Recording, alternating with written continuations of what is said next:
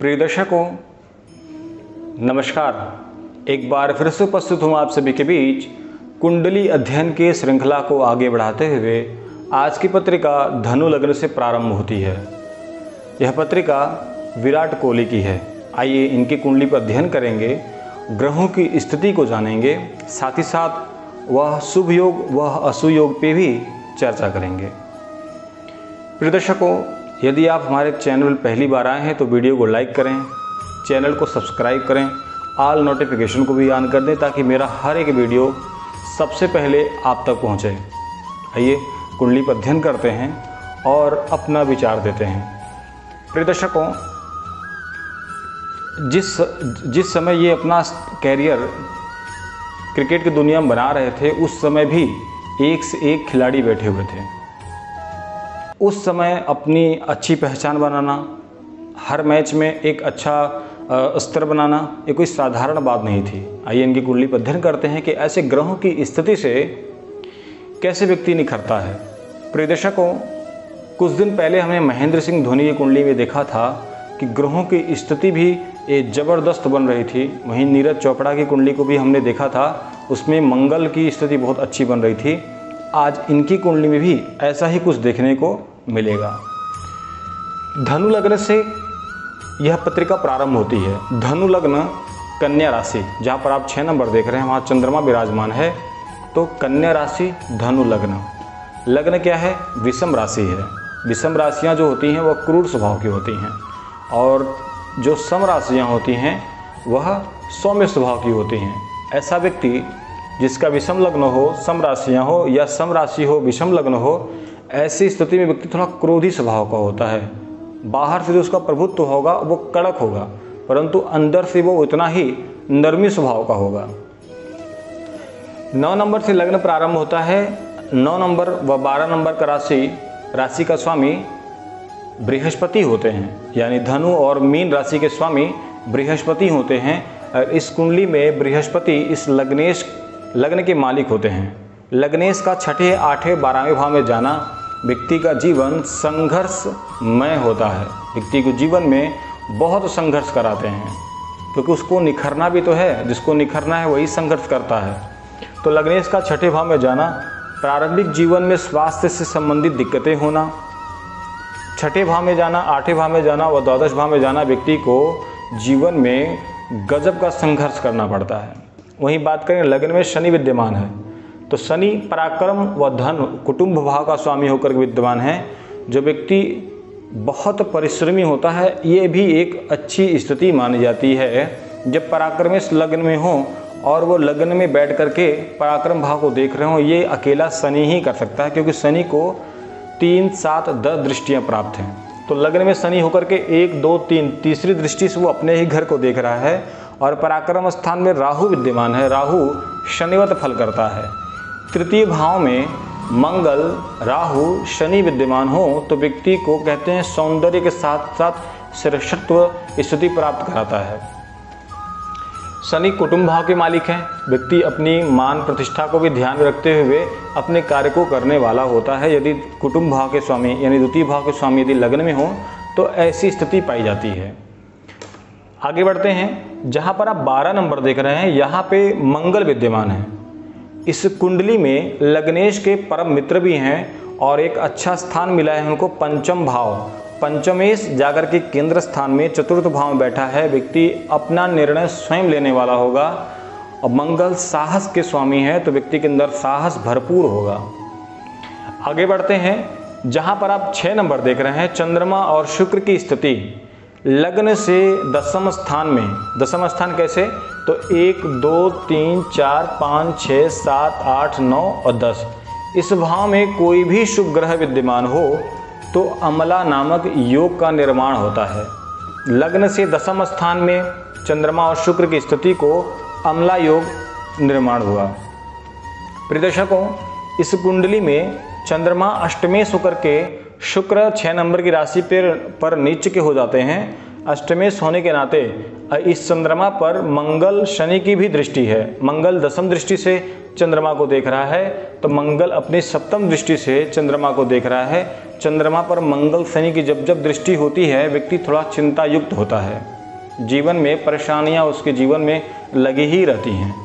शुक्र स्त्री कारक है, नीचे का बैठा है, मंगल से दृष्ट है। ऐसे व्यक्ति, और पंचमेश भी है मंगल जो प्रेम संबंध का मालिक है, ऐसे व्यक्ति के जीवन में स्त्रियों से संबंधित चर्चाएं भी बनी ही रहती हैं।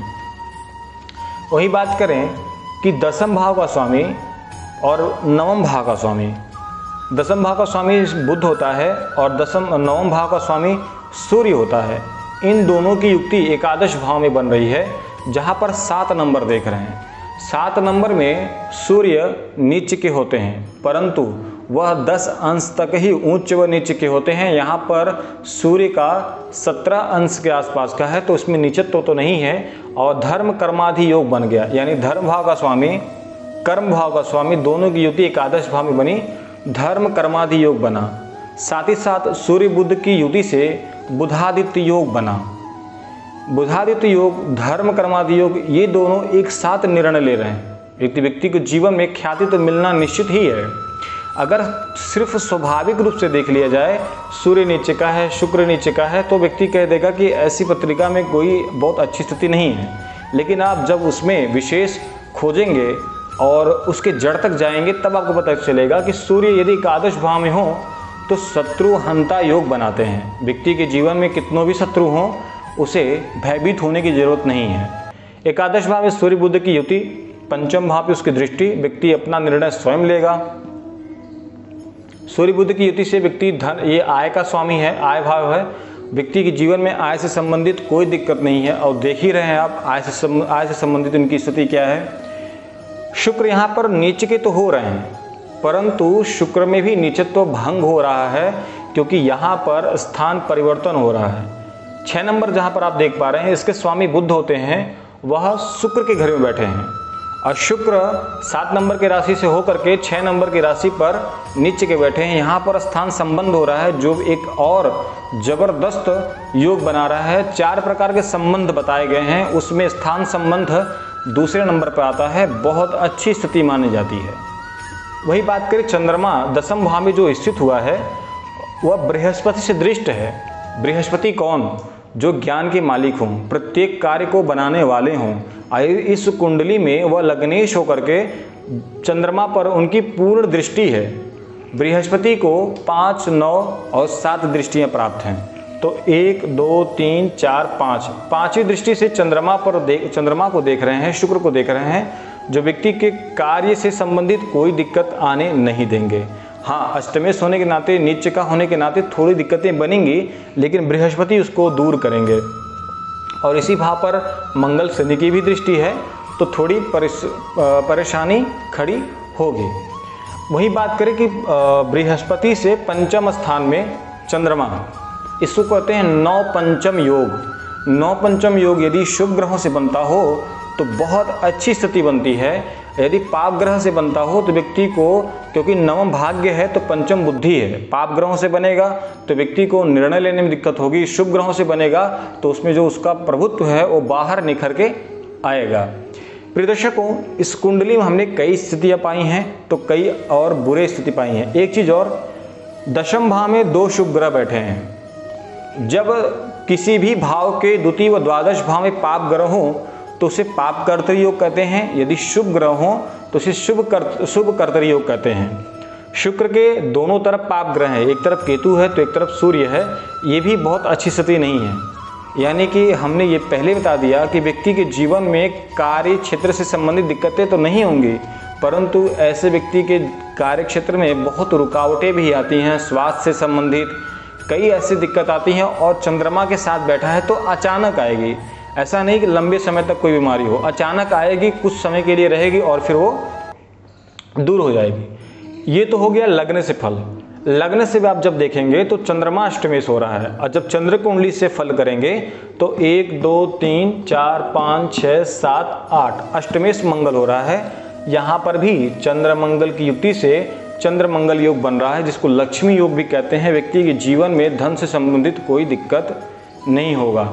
चंद्र कुंडली से भी अगर देखें तो चंद्रमा मंगल दोनों अष्टमेश हो रहे हैं और एक अच्छी स्थिति का निर्माण कर रहे हैं केंद्र भाव में बैठ करके। प्रिय दर्शकों, ग्रहों की स्थिति इनकी कुंडली में देखा जाए तो जहां शुभ योग हो रहे हैं वहीं पर अशुभ योग का भी निर्माण हो रहा है। यानी कि इनकी पत्रिका से हम ये सीख सकते हैं कि जहां दुख है और उसकी कुछ ही दूरी पर सुख का भी प्रारंभ हो रहा है। अपने कार्य से कभी घबराना नहीं चाहिए।